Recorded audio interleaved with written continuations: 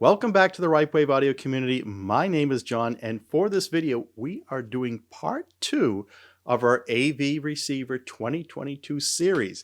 And in this part, we are looking at power specifications and how we can do apples to apples comparisons when we understand the measurements.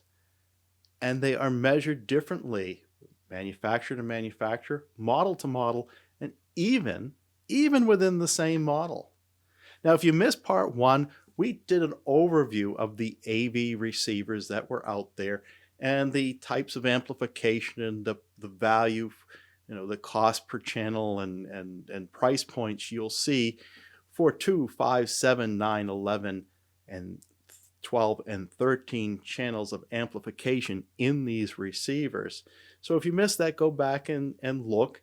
I do want to thank some of the community for weighing in. We found a couple more models we didn't know about and a couple of small corrections.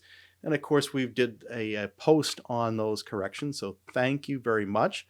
Our Patreons have access to this database. If you're a Patreon, please go into the site and download the Right Wave Audio database for yourself so you can do comparisons. With just looking at it, you run through different scenarios for yourself to complement these videos. So let's move along here, and when we look at this, we're going to look at for the load, the frequency, the total harmonic distortion, and all that, and see how these can be made sense of. So with the updates that we did, we now have a couple more models to look at. So we're up to 132 active processors and receivers that are out there. There's 75 models that are receivers. That makes up 57% are AV receivers in this pool of actively sold receivers out there in the market. And we see these from Anthem, Arcam, Audio Control, Denon, Focal, Integra, JBL Synthesis, Lexicon, Marantz, NAD, Onkyo, Pioneer, Rotel, Sony, Tonewinner, and Yamaha. And while we're at it, Onkyo is still in business to make receivers. And some of you might have seen the bankruptcy notice by the Onkyo Corporation of Japan, which traces its heritage back to its founding. But what happened was that Onkyo Corporation sold their Onkyo AV receiver processor brands, Onkyo, Integra, and Pioneer, to Vox, September of 2021. So Vox is still making these and marketing them with their partnership with Sharp to manufacture them. It bothers me a bit to see the clickbait type of thumbnails and messages that go out that says bankrupt Onkyo, and only to tell you that they're not out of business as far as the receivers. So rest easy, they're still making them. So let's move on here. And with the updated, we do now include a Tonewinner receiver that we had previously not included in there. So now we have Tonewinner as it's not available in all markets. So this brings the we updated some of our charts and everything. We won't go over that one in this point, because what we really want to go is over the part 2 stuff that I want to explain here is the difference in which these amplifiers, these receivers, are tested. And you'll see that it's tested at different frequencies. The most common one that you'll see is at 1 kilohertz. And I want you to think about, when you're listening to music, you're not just listening to a 1 kilohertz signal. You're listening it from 20 hertz or lower to 20,000 hertz. That's the full range of the music.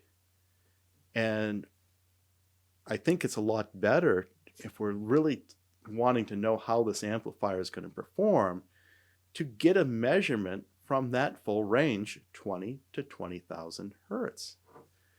But we don't see that happening with every model. And look at the impact this could make.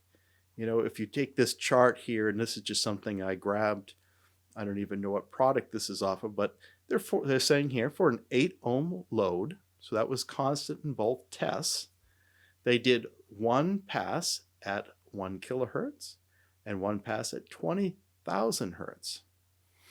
And what they looked at as the wattage was increased, how that impacted distortion, total harmonic distortion. So you can see that the measurement at 1 kilohertz had a much lower distortion there than the measurement at 20,000 kilohertz. So this would equate for an output rating. If you looked at it at the 8 ohm load at 20,000 hertz, it would only have a rating of 57 watts. But if you look at the same thing at 1 kilohertz, they could market this amplifier at 75 watts, which is much better. And this is what they often do with this. So they manipulate, they decide at what values do they want this to show up on their spec sheet. In the comparable market of receivers at the same price point, they want to be at or above the competitors. So they'll play around with the frequency in which they do their measurements at. Distortion can be presented as a percentage, as it often does, but you'll also see it presented as a decibels of attenuation. And if we can bring this up on the screen here, we can see that a 10% total harmonic distortion is equated to a negative 20 dB attenuation. And as you get a lower percentage in THD, so it drops, it gets more attenuation, so it's less noise. So that 1% is equal to negative 40 dBs, 0.1% is equal to negative 60 dBs, 0.01% is equal to negative 80, and 0.001% is equal to a negative 100 dBs of attenuation. Now, frequency is not the only area that they manipulate their measurements to get more favorable results. And to prove this point, we looked at this amplifier module. I believe this is something that manufacturers could put into a chassis and build a whole amplifier around. But this amplifier module, which looks pretty decent here, is displaying their specifications on a spec sheet. And we see that it has an output power rating of 425 watts. This is a single channel amplifier. That's pretty impressive. 425 watts. Now this is a Class D amplifier. They're saying that this is rated though at 1% THD at 4 ohm. Now if we look at this chart, now this chart is, they at least put the chart on their specification sheet, which I like because it tells the whole, a greater story. So we can see on this axis here, they got the THD plus noise, so not just distortion, but plus noise. And on the x-axis, they're showing the power output. And then they plot the curves for different loads, a 2 ohm, 4 ohm, and 8 ohm loads. So we can see here that the 8 ohm load goes up into clipping, into distortion, much earlier than the 4 ohm or even the 2 ohm load. And as such, because of that, the power rating is at 4 ohm. That's what they used in their main specification, that 425 watt. It's also at 1% THD. So we follow this 1% over to where that 4 ohm line is, which is the red line, and look down, there it is. It comes up with 425. Now, if they had posted instead the 8 ohm rating at 1%, that would have brought it down to about 220 watts. So it makes a huge difference. A 220 watt amplifier versus a 425 watt amplifier. Now they do something else here in the specification sheet. When they're posting the THD+N, they decide to do this not at the maximum, at that power output where THD is 1%, but instead they do it where the wattage is 100 watts. And the 4 ohm and the 8 ohm are pretty much at the same place, and that results in a 0.00017% value at 100 watts, 4 ohm. And that makes it much more favorable to say, wow, that's really, when did you see an amplifier with 3 zeros and then a 1, right? And that's a very low distortion, but they're doing it in the most favorable condition here, where it kind of bottoms out at 100 watts. So these are a few tricks they use when they're doing this. Now, I much rather see them be consistent. With this knowledge that they can manipulate and determine what frequency they're going to do the measurement, what is going to be their load impedance that they're going to show, and how much THD percentage, they can manipulate this. And they have one other tool at their factor, is how many channels will be driven when they post this. Now, some manufacturers post several different combinations. They'll show it 1 channel driven, 2 channel drivens, or all channels driven. But maybe not all of them do every category there. Some might just show 1 and 2, 2 and all, just 2, just all. We see all sorts of different combinations of what they post in their specifications. And to make it even more confusing, they'll put one set of values on their website, another one on their data sheet, and another one in their full manuals. So you got to look at all to build up this whole picture, and that's what we've tried to do in our database. So starting with the 13-channel models from Denon, and these are the pricier, more capable receivers that are out there. You buy a Denon 13 channel, you're in it for $4,600 to $6,000 for this. And what are you seeing in here? First of all, Denon Marantz, they will give you 2-channel and 1-channel driven measurements, but they'll tell you that they have a guarantee that with all channels driven, that will be at least 70% of the 2-channel driven value. And so what we've done for the Right Wave audio database is, when we've seen Denon or Marantz, on the all channel columns, we have done that calculation of 0.7 times the 2-channel for you. So in this case, now both the Anniversary A110 and the X8500 are outputting 150 watts at 8 ohms into 2 channels. So 70% of that is 105 watts. Now, this is where they start to make themselves look even better. Now, going from 8 to 6 ohm is, you're going to see a bump in output wattage with these models, that everything that we've got in this database anyways.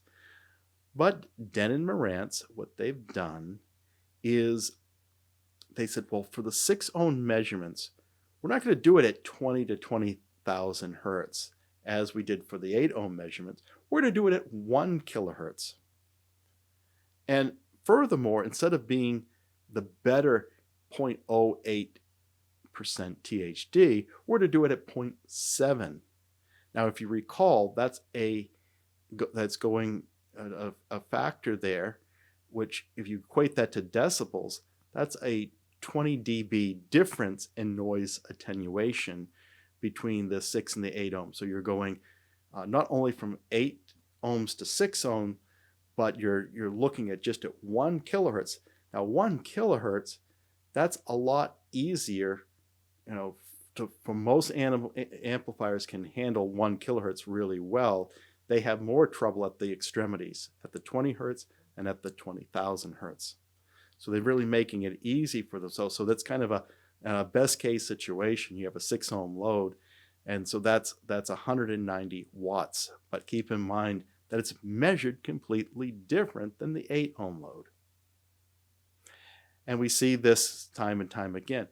Now, they also take a 1-channel measurement, and I don't quite get the value of that because you're not listening 1 channel out there. And not only do they look, which is going to be even more favorable condition, they're looking at 6 ohms, but yes, again, it's at the 1 kilohertz value, but they're even going a factor more on the THD, or a factor less, making it more noisier by going to a 10% THD for that rating.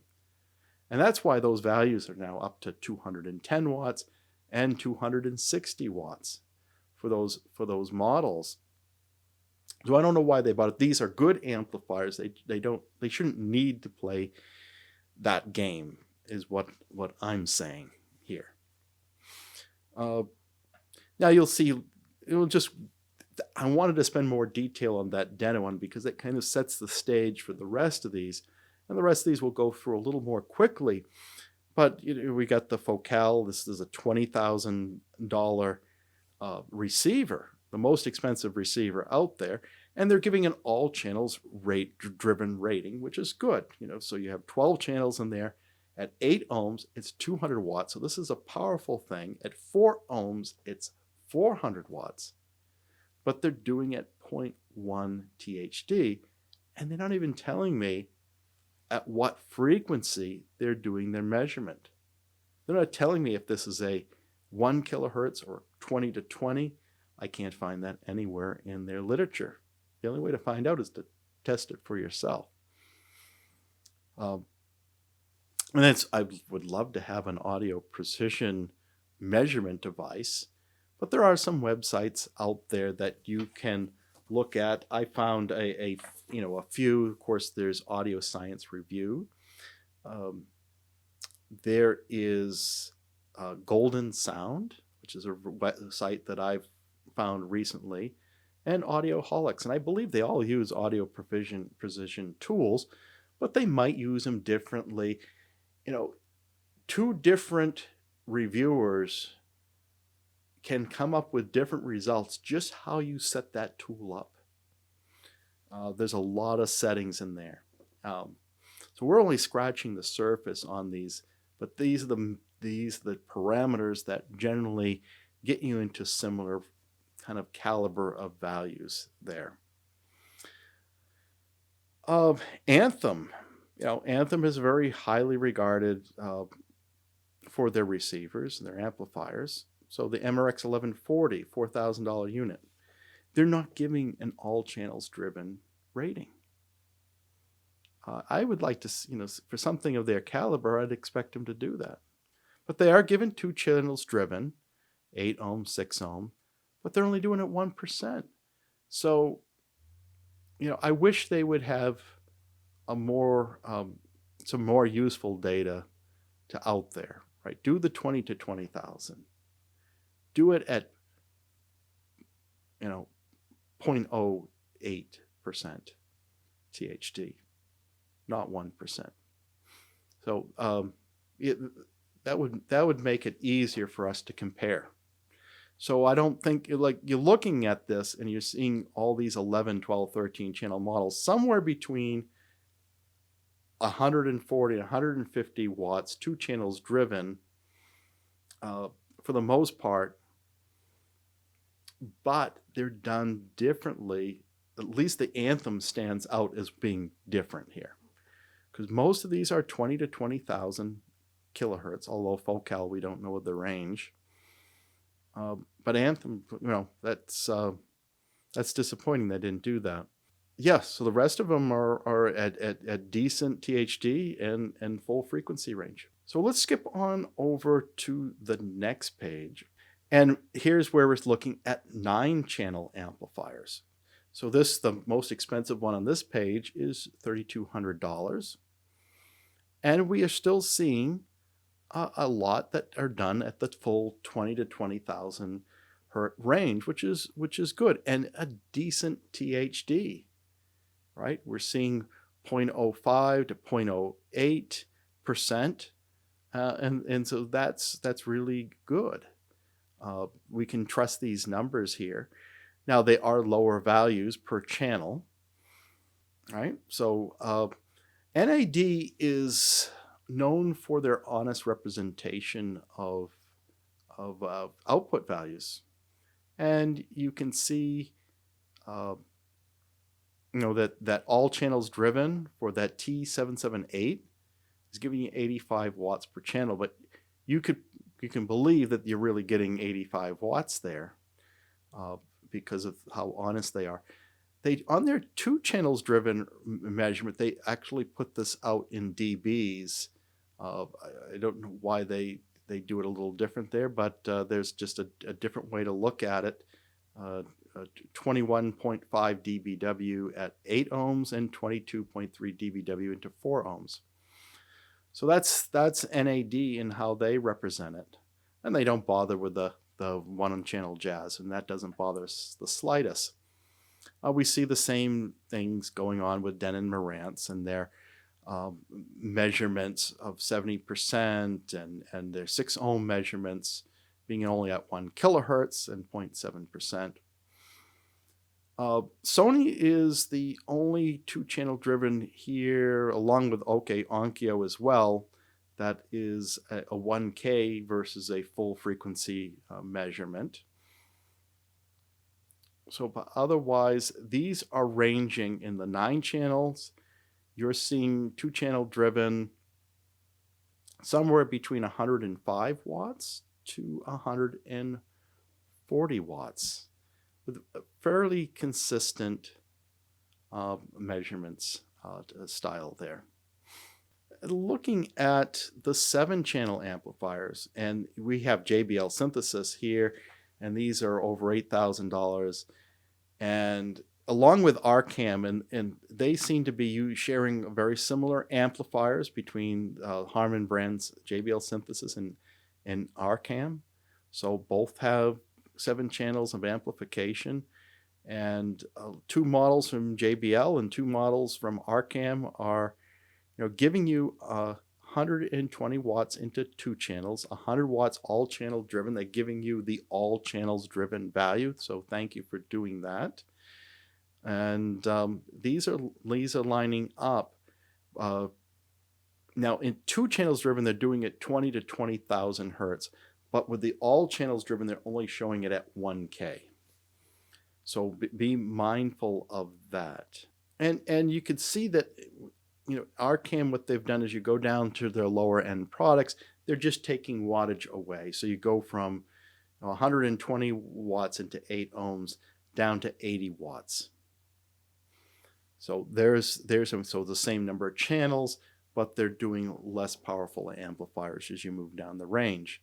Now, audio control is derived, they get the technology from RCAM with their concert series, but they're showing their amplifier measurements different. So I wonder if their amplifiers are slightly different in audio control. That could be the case, because we're seeing only at all channels driven rating, and we're seeing it from 20 to 20,000 versus 1K, and you're getting a higher wattage at 8 ohm, 120 watts, and 200 into 4 ohm.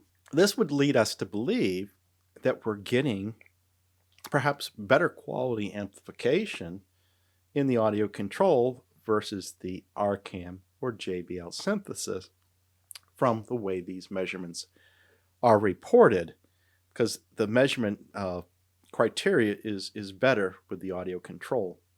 And that negative 100 dB THD translates into something like the 0.001% THD.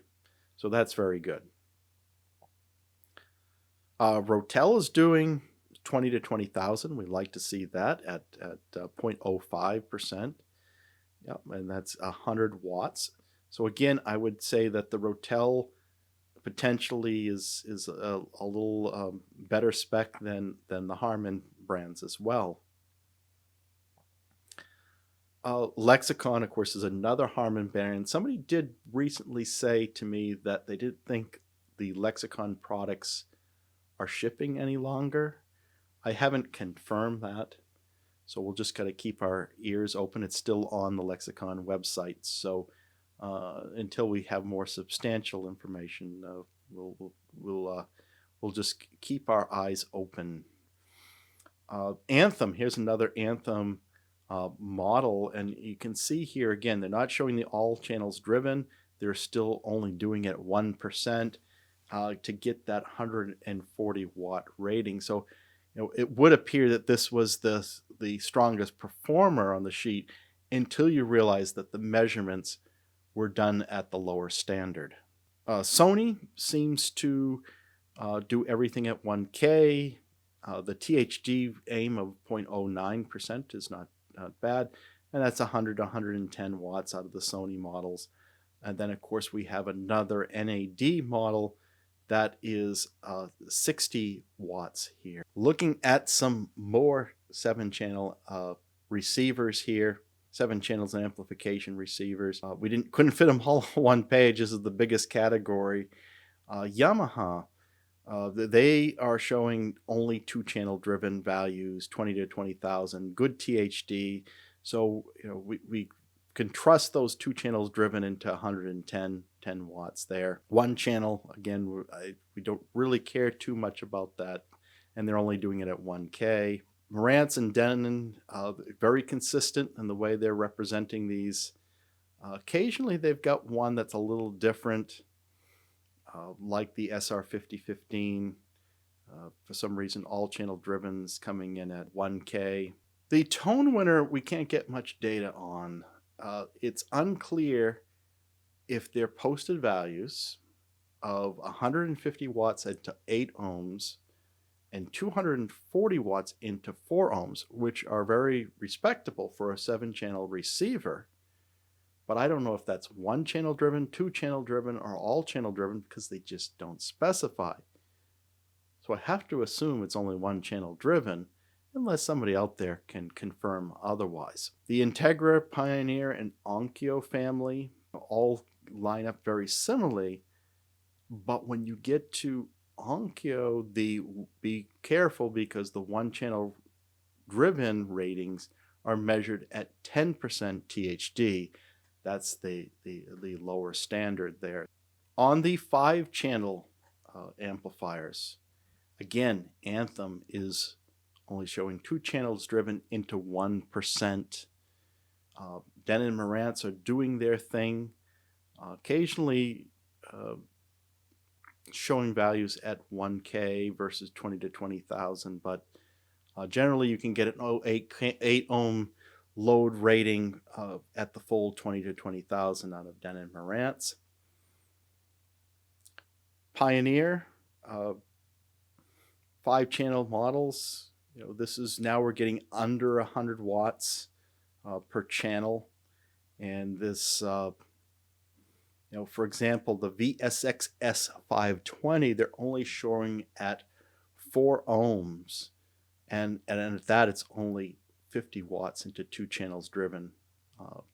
It's not until they get 1 channel driven that they can claim 80 watts.